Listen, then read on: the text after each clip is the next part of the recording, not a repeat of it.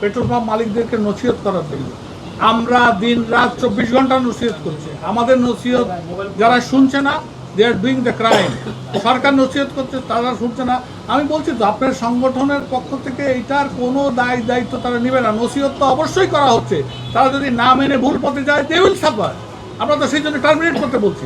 আপনি এই ভুল মেসেজ দিবেন না। আমরা এই অবৈধ মার্কেটিংয়ের বিরুদ্ধে। আপনি একটা বলছেন তেল কোথার থেকে এই অবৈধ তেল আছে, আপনি do you know how much quantity we have delivered? এই তেলগুলি গেল কোথায়? আপনি মোটরসাইকেলে পুরো তেল নিয়ে দিয়ে বাইরে বোতলে বিক্রি করে 200 টাকা 300 টাকায় বিক্রি করতে। Can you stop that?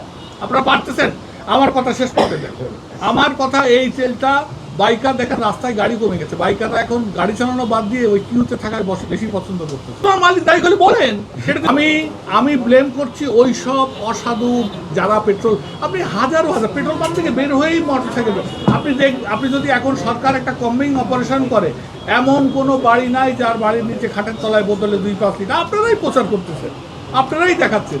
আর এই পেট্রোল পাম্প থেকে ব্যারেলে তেল চলে যাচ্ছে, এটা একটা আমাদের তো আমি বললাম, এখন তো ট্যাগ অফিসার প্রতিদিন সকালবেলা এসে রিডিং নেবে কতটুকু তেল গতকাল বিক্রি হয়েছে, তারপরে যে তেল ঢালবে। ওই ট্যাগ অফিসার যদি সব তেল বেচে দেয়, আমার কিছু করার নেই। We do not have a responsibility.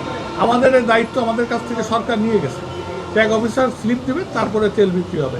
আর আপনারা আসলে উত্তেজিত হয়ে বলেন না, আমরাও তো মানুষ, আমাদেরও তো কিছু সোশ্যাল রেসপন্সিবিলিটি আছে, আমাদের কিছু ভিতরেও কিছু দুষ্ট এলিমেন্ট আছে, তো আমরা অস্বীকার করতে পারি না। সেই পার্সেন্টেজটা কত? আপনাদের এই ঢালাওভাবে বলেন পেট্রোল পাম্প থেকে দেদারসে ব্যারেলে তেল চলে যাচ্ছে, তাহলে না আমাদের জন্য কষ্টকর হয়ে যায়। আপনারা কি আগে এইভাবে হুমড়ি খেয়ে তেল নিয়েছেন? আমাদেরও তো ডেলিভারি করার একটা অপটিমাম ক্যাপাসিটি আছে। আমার জনবল তো রাতে দিনে 5 গুণ করা যাচ্ছে না ভাই।